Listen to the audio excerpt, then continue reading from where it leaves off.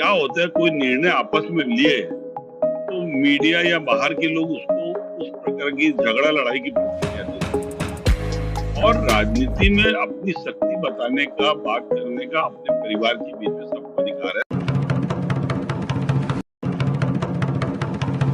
नमस्कार, जय हिंद, जोहार, जय छत्तीसगढ़। मैं विनय पांडे। आपने देखना शुरू कर दिया है मुनादी चौपाल। आज हमारे साथ हैं चोपड़ा जी, जो एआईसीसी के सेक्रेटरी हैं।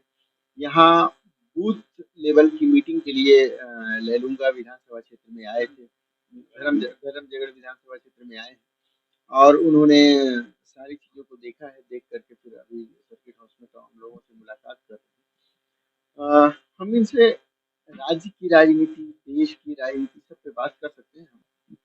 देखिए, सबसे पहले तो आपने जो प्रश्न किया तो इसमें बहुत सारी चीजें तो एकदम असत्य है। एक प्रकार की राजनीतिक गलियारों में जो गपशप टाइप की चर्चा होती है उसका एक अंग है। शैलजा जी ने जो बोला, उस दिन मैं दिल्ली से जब लौटा था तो मैं तुरंत मरकाम साहब से बात किया था, तो उन्होंने स्पष्ट बताया कि ऐसा कुछ भी नहीं है। मैंने तो सारी चीजें शैलजा जी के नॉलेज में डाल के की और अल्टीमेटली हमारे प्रदेश की प्रभारी है, उनका जो आदेश हो सर्वोपरि है। और उन्होंने इस बात को रेक्टिफाई करके बोला भी, कोई अब मीडिया से कोई बातचीत होती समझने में किसी प्रकार का कोई फर्क हो सकता है।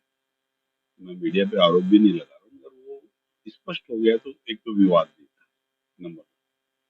दूसरा, जो आपको याद होगा कि पिछला चुनाव जो हम जीते उसमें सबसे बड़ा जिस्ट पॉइंट ये था कि हमारी कलेक्टिव लीडरशिप, सब लोगों ने मिलजुल के लड़ा और जय और वीरू की जोड़ी भी बहुत फेमस हुई। और इन दोनों की जोड़ी ने बाकी सब बड़े बड़े नेताओं को जोड़कर प्रदेश में एक जबरदस्त माहौल बनाया। और जोगी जी जो हमेशा कांग्रेस जनों का अनुभव था कि उनको जहाँ मत महत्व नहीं मिलता था वो उनके लोग जो है कांग्रेस को हराते थे, उस आशंका से उन्होंने जब योगी जी को बाहर कर दिया तो सारे नेता मिलजुल कर ये स्टेप लिए, किसी एक का निर्णय नहीं था और सब ने मिलजुल के चुनाव। तो इसका परिणाम देखिए, जब शैलजा जी आए तो शैलजा जी ने इस बात का लोगों से चिंतन चर्चा की। उन्होंने एक चीज महसूस की कि भाई, अगर हम ये चुनाव मिलजुल के लड़ते हैं तो 1000% हम ये चुनाव जीत रहे हैं और अच्छे से जीत रहे हैं। चुनाव तो हम जीत रहे हैं क्योंकि भूपेश जी की सरकार और उनके मंत्रिमंडल ने अपने 4.5 पौने 5 साल का परफॉर्मेंस और उतना ही अच्छा 4 साल का मोहन मरकाम जी का संगठन का परफॉर्मेंस, क्योंकि संगठन के लोग भी समय समय पर सत्ता को सहयोग करके, समय समय पर जनमानस की भावना को अवगत करा के शासन को जनता की सेवा के लिए हमेशा सहयोग करते आए। बीजेपी का ये कहना है कि वो आपके जो कलेक्टिव लीडरशिप जो आप बोल रहे हैं उसका वो मजाक उड़ा रहे हैं। उनका ये कहना है कि अगर आपको भी कलेक्टिव लीडरशिप की ही बात करनी थी तो कल तक मेरे से सवाल क्यों पूछ रहे थे कि आपका नेता कौन है? देखिए, भारतीय जनता पार्टी के मन में क्या है ये मेरा बोलना थोड़ा अनुचित होगा। वो बहुत बड़े लोग हैं, वो तो पूरे देश को क्या क्या स्वरूप दे डालते हैं उनकी बात छोड़िए। और मेरा एक स्वभाव है, मैं किसी के बारे में बुरा नहीं बोलना चाहता, चाहे वो बीजेपी का ही क्यों ना हो। वो जिस मंशा से बोले, जनता हमारी छत्तीसगढ़ की जनता बहुत ही भोली भाली, बहुत ही समझदार है। नहीं सुनिए ना सर, उसका वो क्या बोल रहे हैं उससे कोई फर्क नहीं। हमने एक थीम बनाई, शुरू में हम उसमें सफल हुए।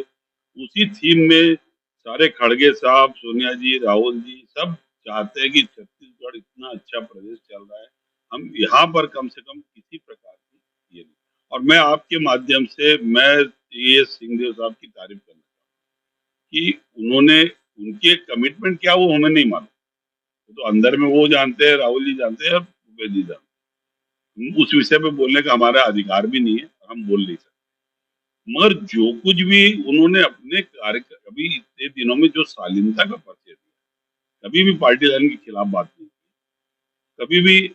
भूपेश जी को भी मैं इतनी बार मिलता हूँ, कभी भी उन्होंने टी.एस. सिंहदेव साहब के बारे में ऐसा कोई भी अपमानित शब्द या व्यवहार कहीं भी नहीं।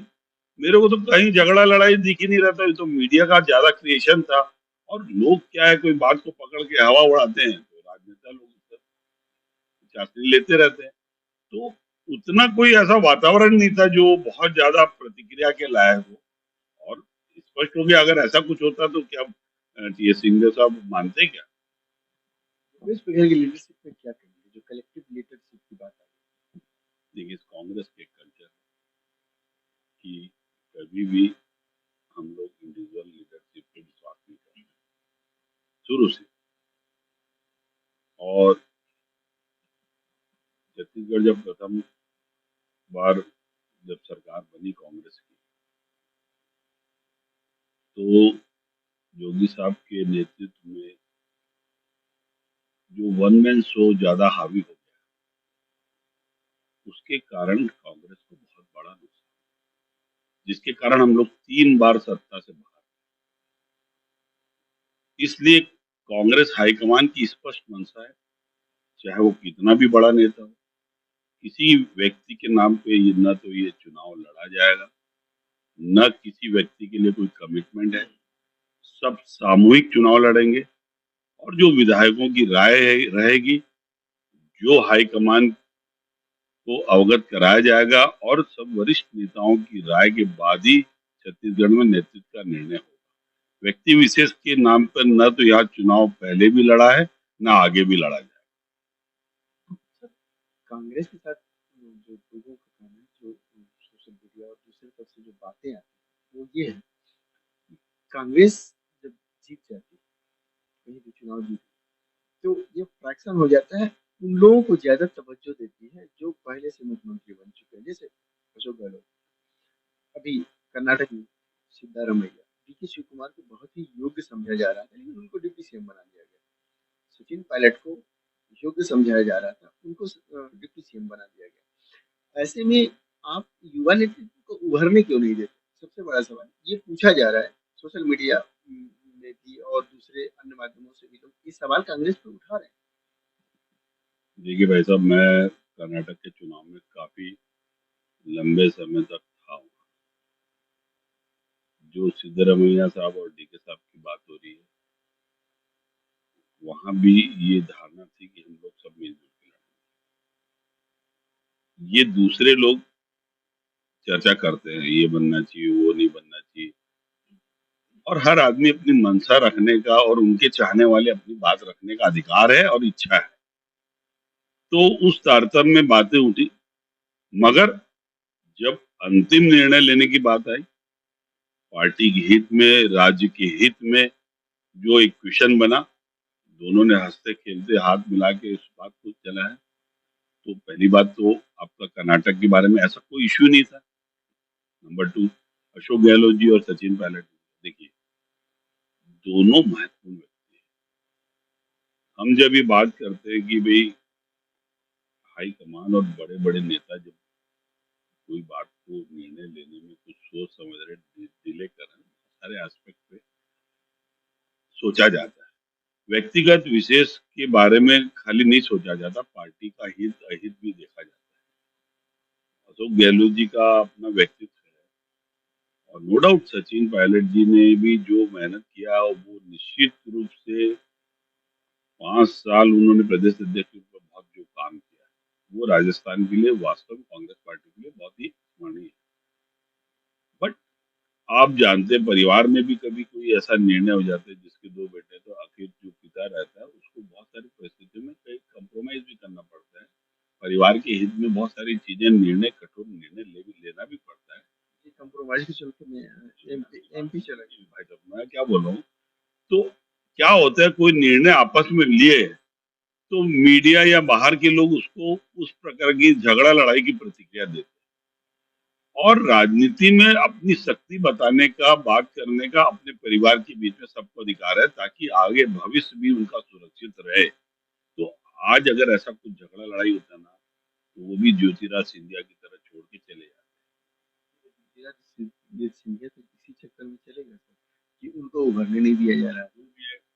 जिनको कांग्रेस के प्रति सच्ची श्रद्धा थी, जिसको कांग्रेस के प्रति अपनापन था, वो लोग छोड़ के नहीं गए। जो भी छोड़ के गए, चाहे कितना भी अपमानित भी करना पड़े, पार्टी पार्टी होती है, सबका समय आता है, सबको अवसर मिलता है, ये विश्वास के साथ।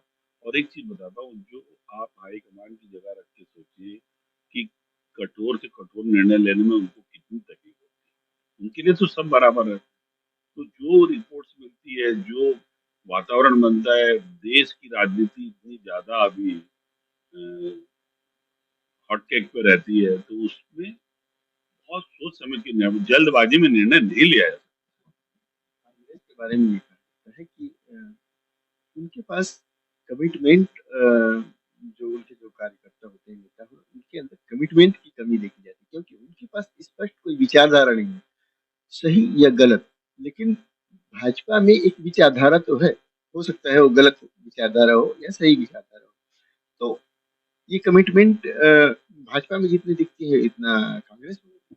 पहली बात तो कौन बोल रहा है, उस बोलने का लेवल कौन है, किस टाइप के लोग हैं। जो सांप्रदायिक ताकत वाले लोग बोल रहे हैं, तो उसको देश के हित में नहीं मान सकते। कांग्रेस की अपनी एक आइडियोलॉजी है, वो अपने हित के लिए कभी देश को बलिदान नहीं चढ़ा सकते, वो अपने हित के लिए देश को कुर्बानी नहीं दे सकते। कांग्रेस सत्ता में आने के लिए कभी हिंदू मुस्लिम की रेखा नहीं खींच सकती। कांग्रेस सत्ता में आने के लिए वर्ल्ड वॉर जैसा यहाँ गृह युद्ध नहीं करा सकती। कांग्रेस सत्ता में आने के लिए कभी अपनी सैनिकों की बलि नहीं दे सकती। वो कांग्रेस पार्टी एक आइडियोलॉजी की पार्टी। कांग्रेस ने देश को बहुत कुछ दिया। और भारतीय जनता पार्टी ने क्या दिया? आज ये आप इतनी बड़े रोडों पे आज आ रहे हो, तो क्या 70 साल पहले इन लोगों ने 70 साल में कुछ भी नहीं किया? इनके पास क्या वो अल्लादीन का चिराग था क्या? वो सब 4 साल में 5 साल में बड़ी बड़ी बिल्डिंगें बन गई, एयरपोर्ट बन गए, रेलवे का इतना बड़ा जाल, वर्ल्ड लेवल का जाल भी गया। तो क्या कांग्रेस पार्टी ने किया? नहीं किया।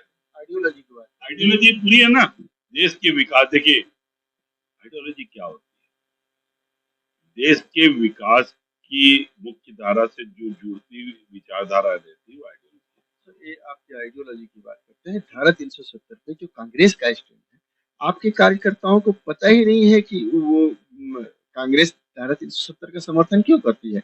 आपके कार्यकर्ताओं का स्टैंड ज्यादातर बीजेपी के जो स्टैंड है उससे मिलता जुलता होता है, यानी कांग्रेस समझा नहीं पाती है अपने कार्यकर्ताओं को कि आपका स्टैंड ऐसा क्यों है। एक्चुअली भाई साहब, आपका संपर्क शायद उन्हीं लोगों से होंगे जो इस टाइप के लोग हैं।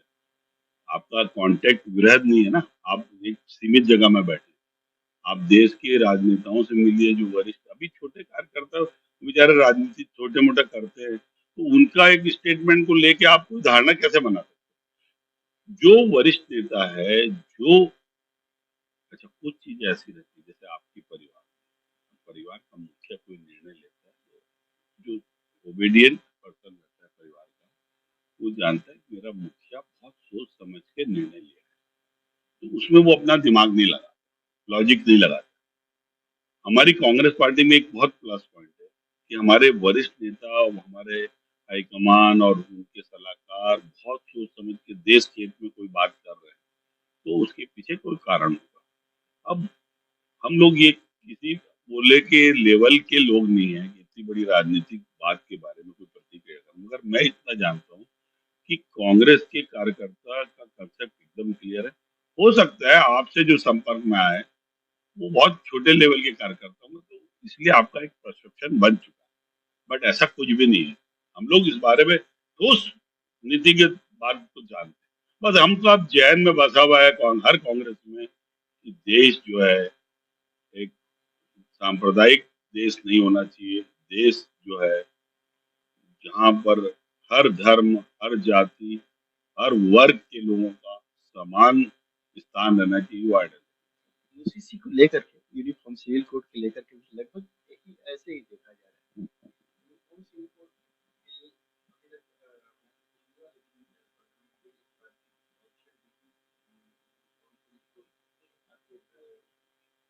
देखिए, यूनिफॉर्म सिविल कोड अभी अंडर प्रोसेस है।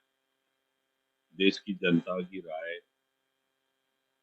ली जा रही है, विभिन्न तरीके से मेल करवा दिए। अभी ये विषय अंडर प्रोसेस है, बहुत ज्यादा इसमें ठोस बात करना उचित नहीं होगा।